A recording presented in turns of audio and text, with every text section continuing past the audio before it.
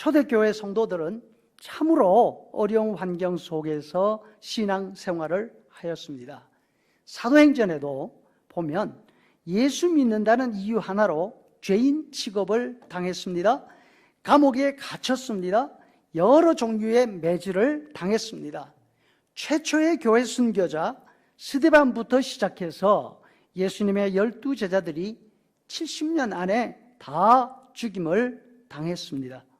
마지막 남은 사람인 사도 요한은 제자들 가운데 가장 젊은 사람이었습니다. 하지만 그도 살아남았지만 아무 탈 없이 살아온 것은 아닙니다.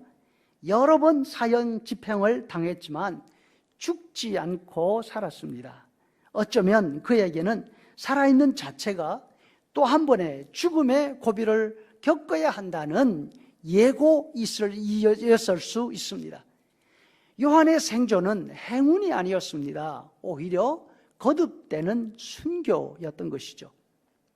요한은 사도들과 교회와 자기 자신이 겪고 있는 이 모든 어려움을 계시록에 상징적인 언어로 그리고 있습니다.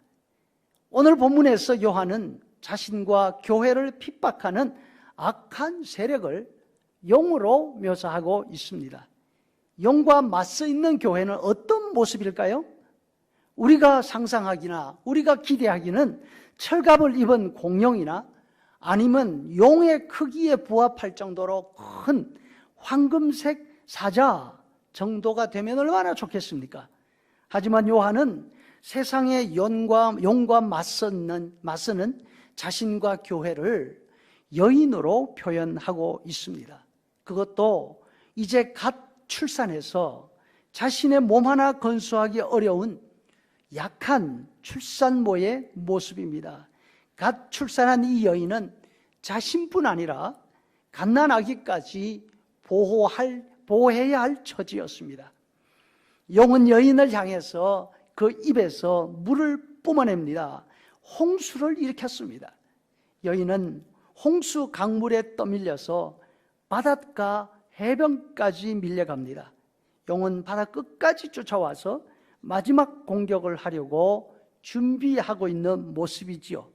여인은 막다른 골목에 이르렀습니다. 그때 땅이 입을 벌려 홍수를 삼키는 바람에 홍수에 휩쓸려 가 죽는 위기는 모면했지만 이제 용이 여인을 바닷속으로 밀어버릴 요령입니다. 이때 하나님이 개입하십니다. 여인에게 큰 독수리의 2 날개를 주십니다. 여인은 그 날개로 날아서 사막에 있는 도피처로 달아납니다. 요한은 자신과 교회의 형편을 이렇게 그리고 있습니다. 그러면 과연 사막에 있는 그 도피처로 간다고 안전할까요? 어제 저녁 우리가 살펴보았지 않습니까? 사막 자체도 여전히 위험하고 어려운 곳이었습니다. 그곳에서도 누군가의 도움이 필요하지요. 그러나 하나님이 약속하십니다. 용이 행사하고 있는 물의 엄청난 위력 앞에서 여인을 보호하시고 독수리가 땅에서 멀리 떨어진 공중 높이 날아오르는 것처럼 그렇게 날아오르게 하시겠다고 약속하십니다. 교회는 여인과 같습니다. 용과 맞서서 대결한다면 이길 공산이 전혀 없습니다. 하지만 여인은 용에게 맞서서 싸우지 않습니다. 하나님이 주신 날개로 용의 공격을 피해서 도피합니다. 하나님은 우리에게 험한 세상과 맞서서 싸워서 이기라고 하지 않으십니다.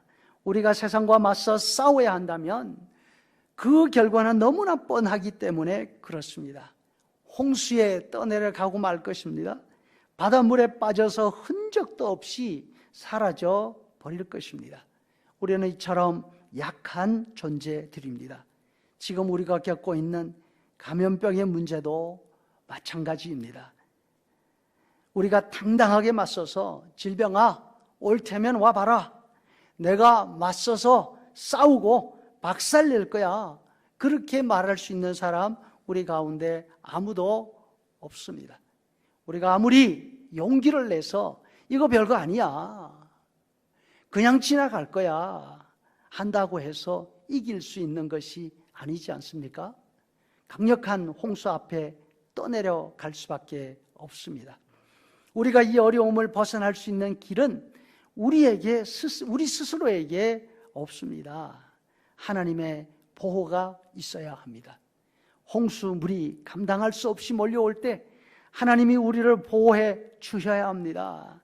우리가 바라볼 것은 하나님과 하나님의 보호밖에 없다는 사실을 다시 한번 기억하십시다. 우리는 맞서 싸워 이길 수 없습니다.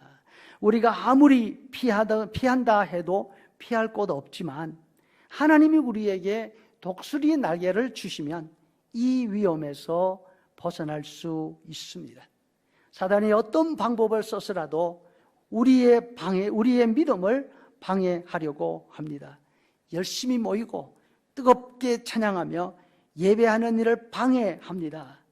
모이기 어려운 형편을 만들어서 신자들을 주저앉게 만들려고 합니다.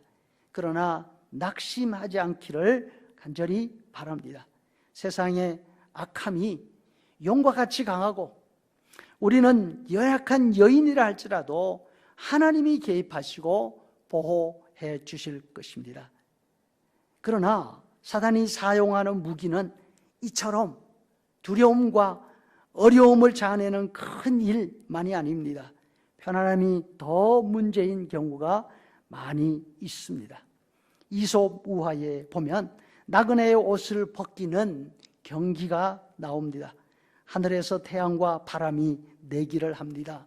저기 아래 걸어가고 있는 나그네의 외투를 누가 벗길 수 있는가? 바람이 먼저 나섰습니다. 강력한 바람으로 나그네의 옷을 날려버리면 그만이라고 생각했던 것이죠. 하지만 바람이 세게 불면 불수록 나그네는 옷깃을 더 감쌉니다. 모자가 날아갈까 봐 온 몸으로 모자를 붙듭니다. 그 모습을 보고 있던 태양이 내가 한번 해보겠다면 나서지 않습니까? 바람이 물러가고 햇빛이 비치기 시작합니다. 날씨가 점점 더 더워집니다. 나그네는 모자를 벗습니다. 외투를 벗습니다. 그리고는 팔에 벗어 들지 않습니까? 위기는 위험한 기회라고 합니다. 아니, 어떤 사람에게는 위험이지만 또 다른 사람에게는 기회가 되는 것입니다. 함께 모이지 못하는 이 시기에 우리는 이것을 기회로 활용할 수 있어야 할 것입니다. 함께 모여 예배하는 것이 얼마나 소중한 일이었던지, 얼마나 복받은 일이었던지 확인하는 기회가 될 수 있기를 바랍니다. 그런데 그동안 우리가 평안함에 익숙해져 있는 것 아닙니까? 이제 이 기회를 생각해서 아예 누워버리는 핑계를 만드는 것 아닌지 모르겠습니다.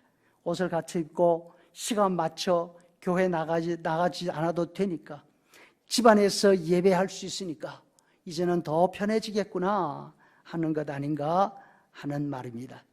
그렇기 때문에 교회당에서 모이지 못하는 지금 우리는 이것이 또 다른 유혹이 될 수 있다는 사실에 정신을 차려야 할 것입니다.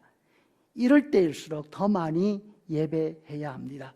이럴 때일수록 하나님께 더 가까이 나아가는 훈련이 필요합니다. 오늘도 온 가족이 함께 예배하면서 가정재단을 회복하는 기회로 삼기를 소원합니다. 온 세상을 집어삼키려는 용의 세력에 맞서 싸울 수 있는 힘은 하나님께만 있다는 사실을 다시 한번 기억하는 기회가 되기를 바랍니다. 그래서 용의 공격을 두려워하지도 않고 평안함에 익숙해 있는 우리의 마음을 다잡아서 하나님 앞에 더 가까이 나아가는 우리 모두가 되기를 소원합니다. 왜냐하면 우리는 하늘에 속한 사람들이기 때문에 그렇습니다. 큰 위험들이 닥쳐올 때에 두려워 무서워하는 것이 아니라 오히려 즐거워할 수 있는 우리인 것입니다. 요한은 말씀합니다. 자기의 때가 얼마 남지 않은 사실을 아는 마귀가 화가 나서 덤빈다고. 그러나 그 마귀의 온갖 공격에 하나님이 보호해 주실 거라고, 이 사실을 기대하며 즐거워하라 말씀합니다. 우리도 어려움 가운데 있지만, 두려움 가운데 있지만 하나님을 힘있게 바라보고 더욱 기도에 힘쓰는 우리가 될 수 있기를 간절히 바랍니다.